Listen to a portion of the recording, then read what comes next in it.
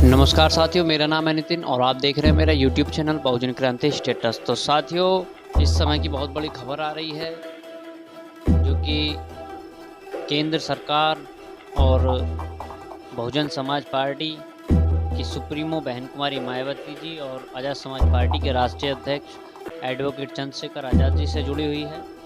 तो साथियों, बहन कुमारी मायावती जी ने जो केंद्र सरकार द्वारा महिला आरक्षण बिल लाया गया है उसका पुरजोर समर्थन किया है।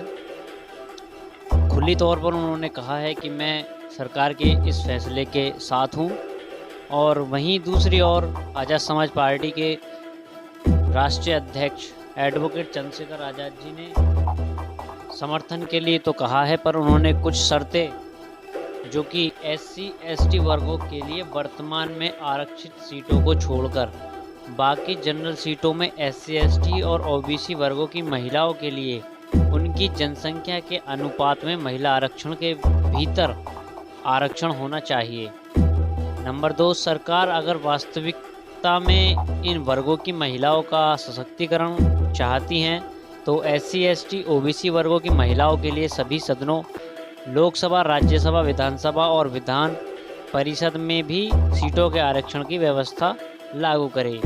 यह लागू किए बिना लोकतंत्र SC/ST और OBC वर्गों की महिलाओं के प्रतिनिधित्व एवं सशक्तिकरण के मकसद को प्राप्त नहीं कर सकता। तो ये कहना है आज़ाद समाज पार्टी के राष्ट्रीय अध्यक्ष एडवोकेट चंद्रशेखर आज़ाद जी का। और वहीं दूसरी ओर बहन कुमारी मायावती जी ने भी कुछ इन्हीं शब्दों का प्रयोग किया है। तो आइए सुनाते हैं बहन कुमारी मायावती जी ने अपने शब्दों में क्या कहा है। मीडिया बंधुओं, जैसा कि ये विदित है कि अब पुराने संसद भवन की विदाई हो चुकी है, जिसे आसानी से भुलाया नहीं जा सकता है। और वहाँ मुझे भी संसद के दोनों सदनों में जाने का मौका मिला है। ये मेरे लिए सौभाग्य की भी बात है। तो वहीं दूसरी तरफ आज से वहाँ नवनिर्मित संसद भवन की भी शुरुआत की जा रही है, जिसका हमारी पार्टी दिल से स्वागत करती है। और आज इस नए संसद भवन में केंद्र सरकार द्वारा महिला आरक्षण बिल प्रस्तुत किया जाएगा। यह ऐसी मीडिया में काफ़ी आम चर्चा है, जिसके पक्ष में BSP सहित अधिकांश पार्टियां भी अपना मत देंगी, ऐसी भी पूरी संभावना है। अन्य पार्टियों के बारे में भी ऐसी स्थिति में हमारी पार्टी को पूरी उम्मीद है कि चर्चा के बाद इस बार ये महिला आरक्षण बिल जरूर पास हो जाएगा, जो ये अभी तक लंबे अरसे से लटका हुआ था। और इस संदर्भ में मैंने अपनी पार्टी की ओर से एक बार नहीं बल्कि अनेकों बार संसद में ये कहा था कि हमारी पार्टी तो ये चाहती है कि देश की महिलाओं को लोकसभा व राज्य की विधानसभाओं में आरक्षण 33% देने की बजाय यदि उनके आबादी को भी ध्यान में रखकर 50% आरक्षण दिया जाता है तो इसका भी हमारी पार्टी पूरे तय दिल से स्वागत करेगी। सरकार इसके बारे में भी जरूर सोच विचार करे। लेकिन इसके साथ साथ ये भी कहा था कि महिलाओं को जो भी आरक्षण दिया जाता है तो उसमें से SC/ST व OBC वर्गों की महिलाओं का आरक्षण का कोटा अलग से सुनिश्चित किया जाना चाहिए। अर्थात इन्हें यानी कि SC व ST को अब तक मिल रहे कोटे में शामिल ना किया जाए, क्योंकि बात ये चल रही है कि जो पहले से SC/ST को आरक्षण मिला हुआ है लोकसभा व विधानसभा में जो भी इनको आरक्षण है, तो उसमें से इनको कोटा दिया जाए। तो इसके पक्षधर नहीं है हमारी पार्टी की। महिलाओं को उसके SC ST को जो रिजर्वेशन मिल रहा है लोकसभा और राज्य विधानसभाओं में, उसमें से इनको दिया जाए, ये ठीक नहीं है। उनका बना रहे। जो अब 33% दिया जा रहा उसमें से इनकी व्यवस्था होनी चाहिए, अर्थात वरना इन वर्गों के साथ काफ़ी नाइंसाफ़ी होगी। और यदि ऐसा नहीं किया जाता है तो फिर इन सभी वर्गों की पिछड़ी महिलाओं को यहाँ सामान्य सीटों पर जल्दी से मौका नहीं मिल पाएगा, क्योंकि यहाँ जातिवादी पार्टियाँ शुरू से ही इन वर्गों को किसी भी क्षेत्र में आगे बढ़ते हुए देखना नहीं चाहती हैं।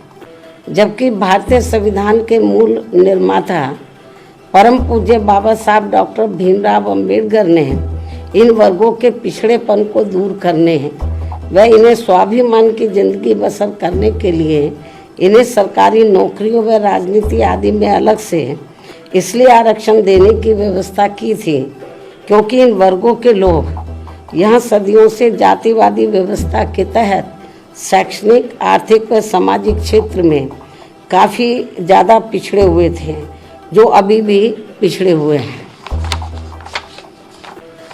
ऐसी स्थिति में हमारी पार्टी ये चाहती है कि इन वर्गों की महिलाओं को आज पेश किए जाने वाले महिला आरक्षण बिल में इनके लिए अलग से आरक्षण की व्यवस्था जरूर की जानी चाहिए।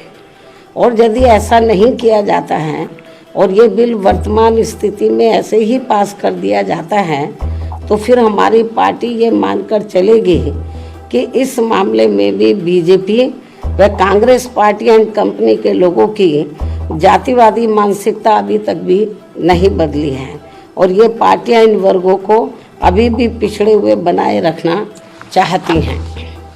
इसके साथ ही ये भी सर्वविदित है कि इस बिल